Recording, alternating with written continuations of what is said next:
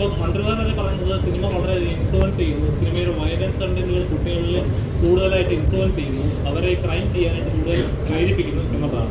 അപ്പോൾ ഓൾറെഡി സിനിമയിൽ സെൻസർ നിയമങ്ങൾ കടുപ്പമാണ്, തൊട്ടാലും പിടിക്കുന്നതെല്ലാം കട്ട് ചെയ്തുകൂടുകയാണ്, കലാകാരൻ്റെ ആവിഷ്കാരം അവിടെ തന്നെ നിരസിക്കപ്പെടുകയാണ്. അപ്പോൾ ഇനിയും കടുക്കാമെന്നാണ് പറയുന്നത്, അതോ സിനിമയല്ല കുട്ടികളാണ് ഇതിനുള്ള കാരണമാണ്?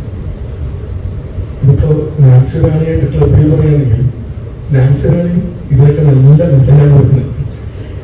നാൻസി റാണി അവതരിപ്പിക്കാൻ മനസ്സിലാവും. പിന്നെ ചോദ്യത്തിന്റെ ഉത്തരത്തിലേക്ക് വരികയാണെങ്കിൽ വ്യക്തിപരമായി സെൻസർഷിപ്പിന് എതിരായിട്ടുള്ള ഒരു വ്യക്തി തന്നെയാണ്.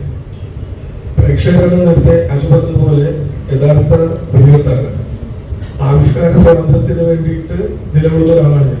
ഏത് തരം സിനിമകൾ വന്നാലും അതൊക്കെ തള്ളണോ കൊള്ളണോ എന്നൊക്കെ അറിയാനുള്ള പ്രബുദ്ധരായ ജനങ്ങളാണ് പ്രത്യേകിച്ച് കേരളത്തിൽ. പിന്നെ ഒരു സിനിമയാണ് ഇവിടെ വയലൻസ് ഉണ്ടാക്കുന്നതെന്ന് പറയുന്നത് 1% പോലും എനിക്ക് യോജിക്കാൻ പറ്റില്ല. സിനിമ ബഹുഭൂരിപക്ഷം സിനിമകളും നന്മയുള്ള ഹീറോയുടെ കഥകളാണ്. അതൊന്നും ആൾക്കാരെടുക്കാത്തത്. ഏതെങ്കിലും ഒരു സിനിമ വയലൻസ് കാണിക്കുമ്പോൾ നമ്മുടെ സമൂഹത്തിലുണ്ടാവുന്ന വയലൻസുകളെ അതുമായിട്ട് കണക്ട് ചെയ്യാൻ, അല്ലാതെ സിനിമ സ്വാധീനിക്കുമെങ്കിൽ നമ്മളെല്ലാവരും ഹീറോസ് ആവുന്ന ആൾക്കാർ, നല്ല മനുഷ്യരാവുന്ന ആൾക്കാർ. ഭയങ്കരമായ മയക്കുമരുന്നിന്റെ ഉപയോഗം. പിന്നെ ഈ ന്യൂക്ലിയർ ഫാമിലിയിലെ ഇപ്പോൾ കുട്ടികൾ വിദേശത്തേക്ക് പോകാൻ ആഗ്രഹിക്കുന്നത് ഇവിടെ തൊഴിലില്ലാത്തവർ മാത്രമല്ല, അവരുടെ ഒരു ഫ്രീഡത്തിന്റെ കൂടി ആവശ്യമുണ്ട്.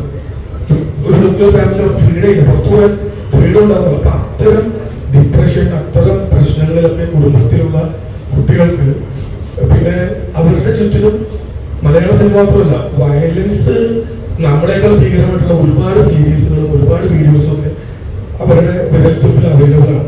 അപ്പൊ അത് മലയാള സിനിമയെ മാത്രം കുറ്റപ്പെടുത്തുന്നതിനോട് യോജിപ്പിക്കും. അപ്പോൾ മാറിയ സാമൂഹ്യ അന്തരീക്ഷം, ലഹരിയുടെ അതിഭീകരമായ ഉപയോഗം, ഇതൊക്കെയാണ് പ്രധാന കാരണം. സിനിമ അതിഭീകര വയലൻസ് ആണെങ്കിൽ നമ്മൾ കാണില്ല. ഇപ്പോ ഈ പറയപ്പെടുന്ന സിനിമ നമ്മുടെ കുട്ടികൾക്ക് അല്ലെങ്കിൽ ചെറുപ്പക്കാർക്ക് ഞങ്ങളുടെ ഒരു ജനറേഷനിലുള്ള പോലും ഒരു വയലൻസ് ആയിട്ട് ഫീൽ ചെയ്തിട്ട് പോലുമില്ല. നമ്മൾ അവരോട് ചോദിക്കുമ്പോൾ അതൊക്കെ എന്തെന്നാണ് വെച്ചു. അപ്പൊ അതുകൊണ്ട് സിനിമയെ കുറിച്ച് പറയേണ്ടതാണ് എൻ്റെ അഭിപ്രായം.